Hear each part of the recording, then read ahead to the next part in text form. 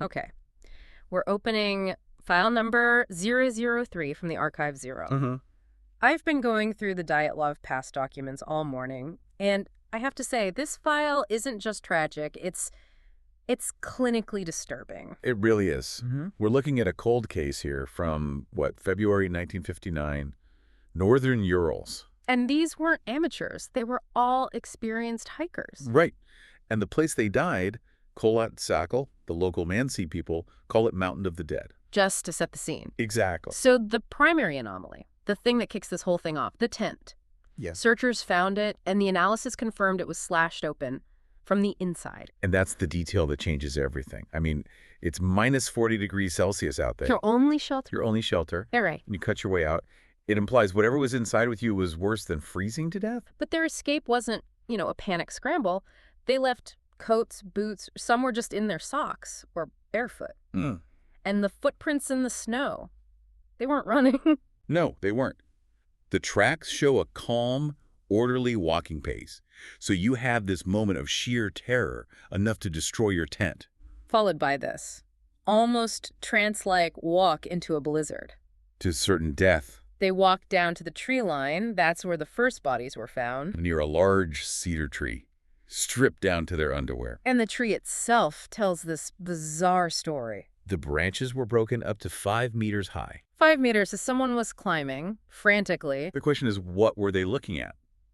Or what were they trying to get away from? That's the part that it's unsettling. But then we have to talk about the ravine 4. Yeah, the 4 bodies they didn't find for months, buried under all that snow. This is where the file goes from a tragedy to something violent. The trauma here is just baffling. I mean, you have 3 of them with these catastrophic injuries. Skulls crushed, chests completely caved in. The forensic expert at the time, Boris Rozdeny, he said the force was like a high-speed car crash. But, and this is the key detail in the file, there was no external soft tissue damage. Right. No external marks at all. It's like they were crushed by some kind of massive invisible pressure. And we can't ignore the mutilations. No. Dubinina, she was found missing her tongue, eyes, lips.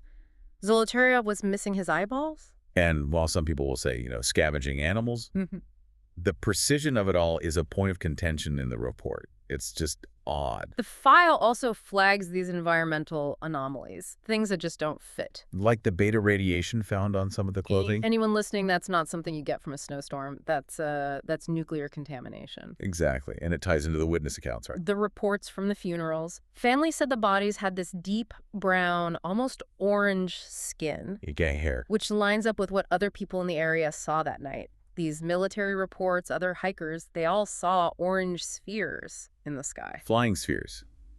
Which brings us to the investigation. The official conclusion from 1959. A compelling natural force. It sounds like legal speak for, we don't know, and we're closing the case. Because it was a cover-up. It was. The lead investigator, Lev Ivanov, he admitted years later he was ordered to remove all references to those spheres. They just closed the area for 3 years and buried the files. Yeah. Now, modern theories try to push this slab avalanche idea. Which just creates more questions. An avalanche doesn't leave radiation. That doesn't explain cutting the tent from the inside. And it absolutely does not explain the calm walking pace of those footprints. The physics just don't work. So we're left with a case where none of the rational explanations can synthesize the internal trauma, the missing organs, and the radiation. We have 9 dead hikers, a tent cut from the inside, and a government that clearly wanted the truth buried. It just leaves you with this one really disturbing thought. If it was just nature, why cut your way out into the dark without shoes? What could possibly make 9 experienced mountaineers walk calmly to their deaths? Some questions, I guess the snow just doesn't give back. File 003 remains open.